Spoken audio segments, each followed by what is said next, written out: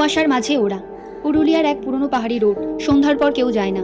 লোকের মুখে নাম কালা পাথর রোড। নীল কলকাতা থেকে আসা এক ডকুমেন্টারি মেকার, ভৌতিক রাস্তা নিয়ে কাজ করছে, সাথে একজন লোকাল ড্রাইভার হরি। রাত 11:45। নীল জোর করে হরিকে নিয়ে ঢোকে কালাপাথর রোডে। রাস্তাটা যেন গিলে ফেলতে চাইছে চারপাশের কুয়াশা। হেডলাইটের আলো হেরে যায়। হরি কাপা গলায় বলে, এখানে গাড়ি থামালে হবে না। ওরা আসে এই সময়েই। ওরা কুয়াশার ভেতরেই থাকে। নীল ক্যামেরা অন করে। চোখে কৌতূহল মানে তো করতে পারে না। রাত 12:03। গাড়ি হঠাৎ বন্ধ হয়ে যায়। হরি পেছনের দিকে চেয়ে বলে, নামবে না বাবু? এই রাস্তায় একবার নামলে ফিরে যাওয়া যায় না। নীল ক্যামেরা হাতে গাড়ি থেকে নামে।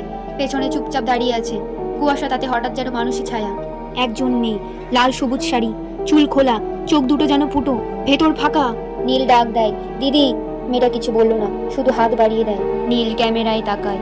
স্ক্রিন সাদা, কোনো ছবি নেই, কোনো আওয়াজও নেই, শুধু একটা হালকা ফিসফিসানি, যেন ডাইনে বামে অনেকে কিছু বলছে একসাথে।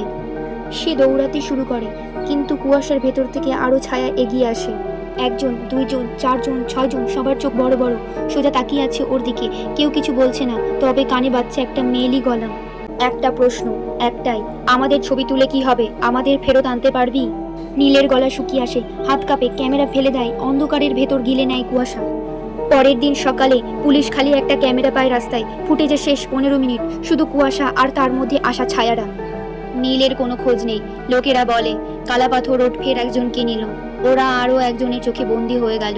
আরও একটা আত্মা কুয়াশার মাঝে দাঁড়িয়ে রইল। আমার ছোট গল্পটি ভালো লেগে থাকলে দয়া করে সাবস্ক্রাইব করে দিও, আর এইভাবে আমার পাশে দেখো। আজকের মতো এখানেই টাটা।